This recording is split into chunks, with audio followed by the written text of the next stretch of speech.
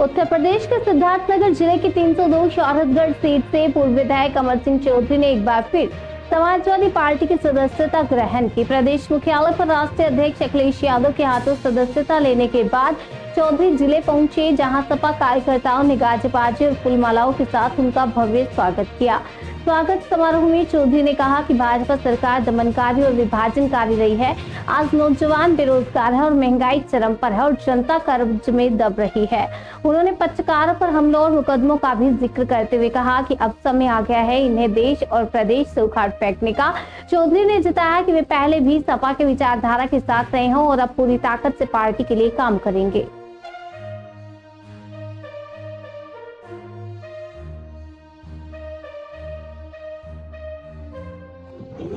नहीं, कहाँ मैं गया था, अपने घर में ही था।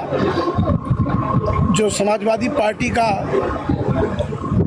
विचार है समाज के प्रति, देश के प्रति, प्रदेश के प्रति, किसान के प्रति, नौजवान के प्रति, माँ बहनों के प्रति, तो उस विचारों से तो आप अवगत होंगे, आप सब अवगत होंगे कि हमेशा मैं संघर्ष करता रहा। मैंने भी कोशिश किया, विचार से विचार मिला के लड़ाई लड़ा, काम किया।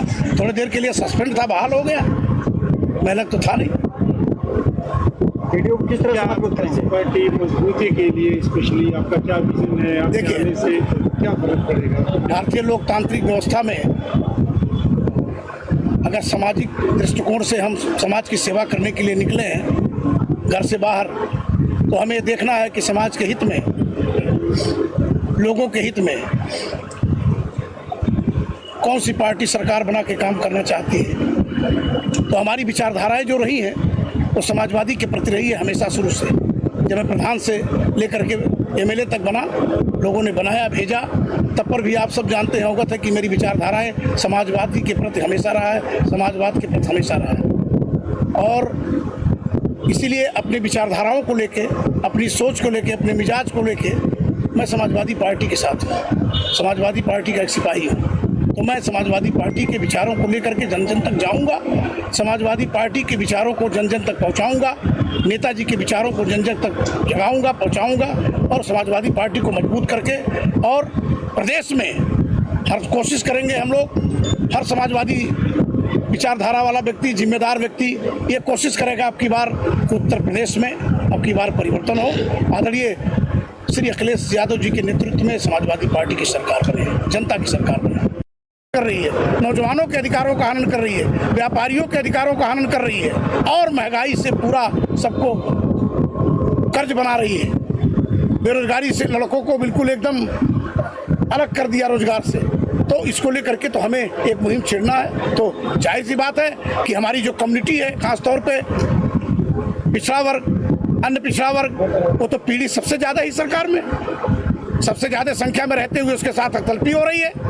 और हमारा एक खर है जो पीडीए का नारा हमारा नेता बुलंद कर रहे हैं। समाजवादी पार्टी के राष्ट्रीय अध्यक्ष, समाजवादी पार्टी की जो विचारधारा है उसको लेकर के हम जोड़ेंगे, और जुड़े भी हैं लोग। आपको दिखेगा भी, आपको 4 महीने के अंदर जनपद सिद्धार्थनगर में एक बड़ा परिवर्तन दिखाई देगा। समाजवादी के प्रति विचारों को लेकर के काफ़ी लोग डाइवर्ट होंगे। लोगों के दिल दिमाग में आ गया कि 12 से लेकर 17 तक में आदरणीय अखिलेश यादव जी ने अपने मुख्यमंत्री काल में जनपद सिद्धार्थनगर में शिक्षा के जगत में सबसे बड़ा योगदान दीप जलाया है। इंटरनेशनल यूनिवर्सिटी दे करके, सिद्धार्थ यूनिवर्सिटी को दे करके, जो भारत और नेपाल की सीमा पर खास तौर पे हमारे ही गांव पंचायत में स्थित है, कि जिसमें हमारे जिले के नहीं, हमारे प्रदेश के नहीं, गैर जिलों के नहीं, विदेश से नेपाल के बच्चे भी उसका लाभ ले रहे हैं, उनको शिक्षा दीक्षा ग्रहण करने का मौका मिल रहा है। इतना बड़ा काम हुआ है, तो फिर हम कैसे भूल सकते हैं? ये मेरा जिला कैसे भूल सकता है? सिर्फ मेरे को याद, हमको आपको याद दिलाना है। बस मीडिया जिस तरह से आज प्रभावी है, जिस तरह से आप सब सक्रिय हैं, जमीनी हकीकत को देख रहे हैं, इस दमनकारी भाजपा सरकार की नीतियों को देख रहे हैं, लोगों को थाना, तहसील, ब्लॉक, अस्पताल पर चक्कर काटना पड़ रहा है, अधिकारी मलाई काटने में परेशान है, जनता अपने काम को लेकर परेशान है, और रोज इनको देखिए समाधान दिवस, थाना दिवस, तहसील दिवस, देखो तो समस्याएं कमी नहीं हो रही हैं। मुख्यमंत्री आवास पे भीड़ लग रही है, सांसद विधायकों के घर पे भीड़ लग रही है, लेकिन जब समाधान अधिकारी कर ही नहीं रहा है, अधिकारी ब्यूरोक्रेट्स एकदम बेलगाम हो चुका है, तो फिर भीड़ नहीं लगेगी, कहाँ जाएंगे लोग? इस बात का प्रमाण है। अगर समस्याएं समाधान होती तो किसी के घर पे भीड़ क्यों लगती है? तो अधिकारी तो इस सरकार में बल्ले बल्ले हैं, उनका तो बल्ले बल्ले है। तो समय आने पर सब ठीक होगा। जितना ढांचा पाचा गड़बड़ कर चुके 27 में सब ठीक होगा।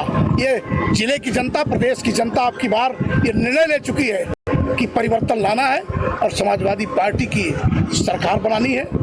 आदरणीय अखिलेश यादव जी को उत्तर प्रदेश का मुख्यमंत्री बना करके हर नौजवान अपने अधिकारों को पाना चाहता है, किसान अपने हक को पाना चाहता है। सुरक्षा के दृष्टिकोण से, स्वास्थ्य के दृष्टिकोण से, शिक्षा के दृष्टिकोण से जरा कोई भाजपा का नेता हो तो आकर के जरा डिबेट पर बैठा लिए जनता की अदालत में, मीडिया के सामने में, और हम सवाल करेंगे, 50 सवाल करेंगे। उस 50 सवाल का अगर उत्तर दे दे सत्ता वाला तो फिर मान लूंगा मैं राजनीति करने लायक ही नहीं हूँ। मेरे पास तो ऐसा मुद्दा, क्योंकि मैं जमीनी हूँ, मैं किसान का बेटा हूँ, पिछड़े समाज का बेटा हूँ, इसलिए मुझे दर्द पता है।